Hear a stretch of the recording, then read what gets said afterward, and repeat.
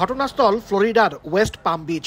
রোববার সাপ্তাহিক ছুটির দিনে দুপুরে নিজ গলফ ক্লাবে খেলছিলেন ডোনাল্ড ট্রাম্প। এ সময় সাবেক প্রেসিডেন্টের নিরাপত্তায় নিয়োজিত সিক্রেট সার্ভিসের সদস্যরা খেয়াল করেন গলফ ক্লাবের সীমানা প্রাচীরের বেড়া দিয়ে এক ব্যক্তি বন্দুকের নল ঢোকাচ্ছেন। সঙ্গে সঙ্গে তাকে লক্ষ্য করে গুলি চালায় সিক্রেট সার্ভিস।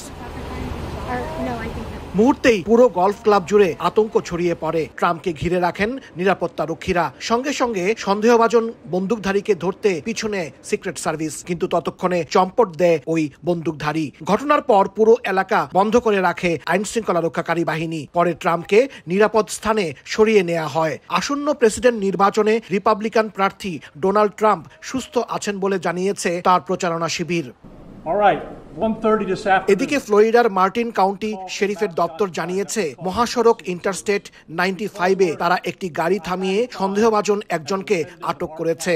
তাদের ধারণা গুলি বর্ষণের ঘটনায় এই ব্যক্তি জড়িত থাকতে পারেন। অন্যদিকে ট্রাম্পকে হত্যা চেষ্টা করা হয়েছে বলে ধারণা করছে মার্কিন গোয়েন্দা সংস্থা FBI। এরই মধ্যে তদন্ত শুরুর কথা জানিয়েছে সংস্থাটি। ঘটনার পর হোয়াইট হাউস জানিয়েছে প্রেসিডেন্ট জো বাইডেন এবং ভাইস প্রেসিডেন্ট কমলা হ্যারিস দুজনকেই ঘটনা সম্পর্কে জানানো হয়েছে। ট্রাম্প নিরাপদ আছেন বলে তারা স্বস্তি প্রকাশ করেছেন।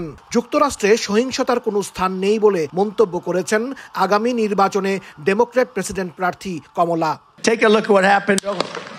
2 মাস আগে পেনসিলভেনিয়া অঙ্গরাজ্যে ট্রাম্পকে হত্যার চেষ্টা করা হয়। এ সময় একটি গুলি তার ডান দিকের কান ছুঁয়ে যায়। ওই ঘটনায় ট্রাম্প সামান্য আহত হন এবং অনেকটা অলৌকিকভাবে প্রাণে বেঁচে যান। এরপর থেকে ট্রাম্পের নিরাপত্তা জোরদার করা হয়েছে। খোলা জায়গায় জনসভার সময় তিনি এখন বুলেট প্রুফ কাচের পেছন থেকে ভাষণ দেন।